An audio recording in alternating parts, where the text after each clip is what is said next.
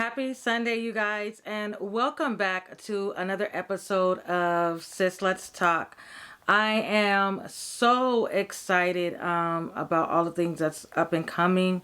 I'm your host. I am Nicole Knox. Today, we're going to talk about a very serious subject, things that they don't tell you about divorce. And I just want to put it on out there because I am divorced. So I just want to educate a lot of people because I think people have a misunderstanding of like what happens when it comes to divorce. So first things first, let me burst your bubble. Divorce is not amicable. uh, you would think that it is, and I know a lot of people say like, oh, it was amicable. But even the person, I remember when I was going through my divorce and I was like, okay, me and my ex-husband doesn't want each other no more. He's moved on, and I moved on. He had moved on to somebody else, and he's the one that filed divorce. And I'm like, well, I didn't want to be married no more. So I'm like, everything is cool. No, I do not want no one to tell you that divorce is amicable because it's not. It's when you get into the thick of things and you really find out like what kind of person a person really is when it comes to divorce. Especially, I'm in California, so I want you guys to know California is 50-50. And I want to, ladies, let me burst your bubble. Women got to pay too. I am a woman that had to pay the divorce settlement. I don't know if you guys seen it. Mary J. Blige had to pay one. Kelly Clarkson had to pay one. It's not just men. So if you make more money than he does, I'm not sure every state law, but I'm in California. Yeah. I'm lucky to not have to pay spousal support. I just wrote him a check and then we called it a day. But that doesn't mean that he didn't try to come back for more.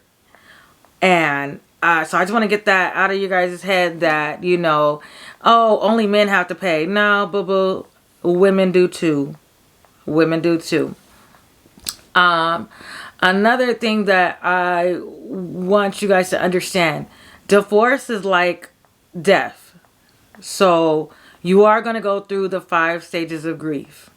Now, whether you go through that during the divorce process, before the divorce, after the process, you are going to go through it. And however long it takes you to, you're going to go through it. If anybody has ever lost anybody, you know what that pain is like. And I want to, I was under the impression like, oh, I'm happy. And I had went through, my 5 stages of grief before we got the divorce. No, I still had some things that I had to work on myself after. Because that acceptance phase is a little bit different to accommodate, especially when they're being very difficult. And it kind of feels like it's like a lingering death because that person is still alive. So it's like they're killing you over and over because they're technically not dead. So I don't want no one to think like, oh, it's going to be a piece of cake and it's going to be over and done with. Because truth of the matter is, no, it's not. Like, no. And depending on the maturity of the other person, they can make it very difficult. And I want also you to understand, just because another person has moved on with somebody else does not mean they have forgot about you. I thought like, oh, okay, so my ex, he's with somebody else. They're happy. They moved in together. Everything is good. And, he's going to leave me alone. No, he went on to harass me and stalk me for years. And made everybody I dated like that. He just was terrible. And I never quite understood because I was like, you have a whole girlfriend. Just because somebody has a significant other in life, that does not mean that they forgot about you. And it does not mean that they wish you happiness and all that good stuff. I genuinely did wish my ex-husband happiness. I was actually very kind to his new girlfriend. I thought because we went to counseling and everything like that, we prepared our kids for the divorce. Everything went smoothly because I thought I did everything correct. And I want you to know, like, that's not necessarily true. Another thing I want you guys to understand that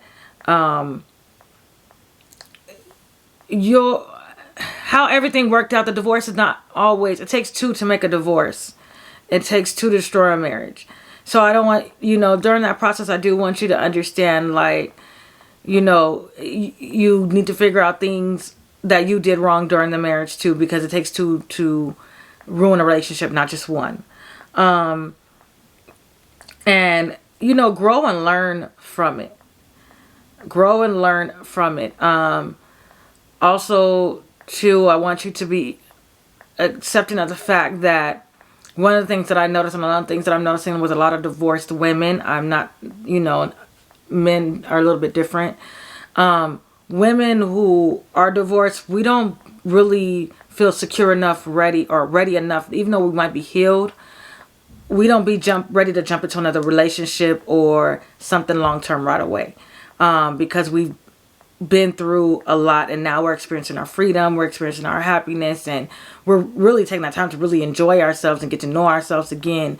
So that feeling of, you're not interested in being in a relationship with somebody, just be open and honest with them, like you're divorced. So that rush into a relationship is not necessarily something that you might want to do.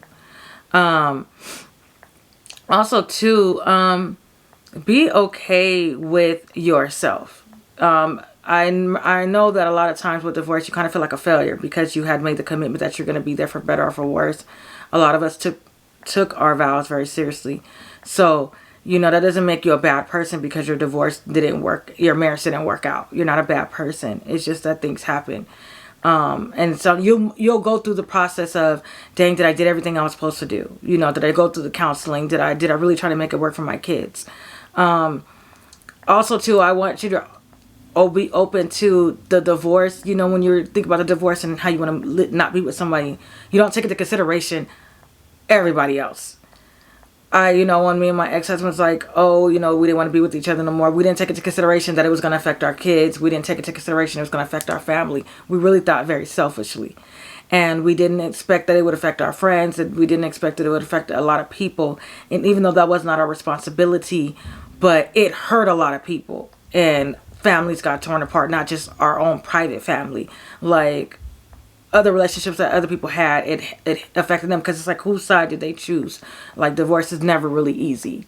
We didn't take into consideration either how it would affect our kids. And that's the biggest thing. Like, you have to go through the counseling. Go through the counseling for the kids, have the conversations, because divorce is really tough on children. And a lot of people don't discuss that part. Yes, and especially if we did it the way we did it, it was hard because my kids really didn't understand why their parents were getting divorced. They thought their parents were happy and they thought their parents were perfect, because I hid a lot of our problems from our kids because I always believed that kids shouldn't be exposed to that. And I end up hurting my kids more than helping them. So I wasn't prepared for all the backlash and all the hurt that my kids would go through. So keep that in mind. And other than that, divorce, it's not an easy task. It's not something that you're going to get healed from in a month or two. It does really take time. But give yourself that time. And, it's a process. Just like everything else, it's a process. So I want to encourage anybody that is going through a divorce, you'll get through it. There is a light at the end of the tunnel. It might seem at that moment that there isn't, but there is. Stay encouraged. Happy Sunday.